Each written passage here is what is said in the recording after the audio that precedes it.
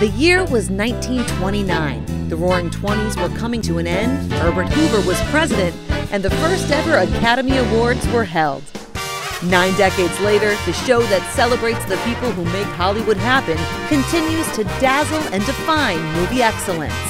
Oh, to be young and beautiful. And this year, there's an abundance of it. 9 films vying for Best Picture in a nail-biting Oscar race.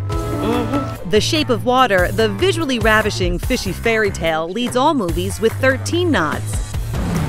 Christopher Nolan's war epic Dunkirk trails with 8, and right behind it is the tragic comedy 3 Billboards Outside Ebbing, Missouri.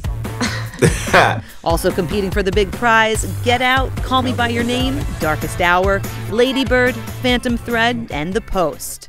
2018 has been dubbed the most exciting Oscars race in years, and that is because of Best Picture. What makes that category so exciting? In the past couple years, it's been a 3-horse race. This year, it's like a 4 or 5-horse race.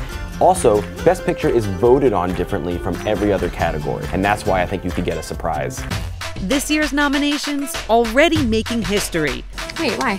Get Out's Jordan Peele, the first African-American nominated for Best Picture, Best Original Screenplay, and Best Director in 1 year. Dee Reese, who co-wrote Mudbound, was the first African-American woman ever to be nominated in the Best Adapted Screenplay category. Mary J. Blige, the first person ever to get nominated for acting and songwriting in the same year. And the first continue in the Best Directing category. Lady Bird, is that your given name? Yeah. Why is it in quotes? I gave it to myself. It's given to me by me. Including Lady Bird's Greta Gerwig, only the 5th female director nominated in Oscars' 90 years, and the first woman to land a nod with a directorial debut. That's Oscar stuff right there. This award season has been fascinating. We've had the Me Too movement, the Time's Up initiative. The Oscars is the biggest stage of them all. How are the stars going to use their spotlight? I think you're going to see it come up in a lot of the speeches, both from female winners and male winners. I think that the producers of the show are hoping that that doesn't overshadow the excitement and the celebration of the moment. While we don't know who will walk away with the hardware, we do know that on Sunday, moments will be made. Look at us. Snafus are inevitable. But hopefully, none as big as this one. The Academy Award for Best Picture.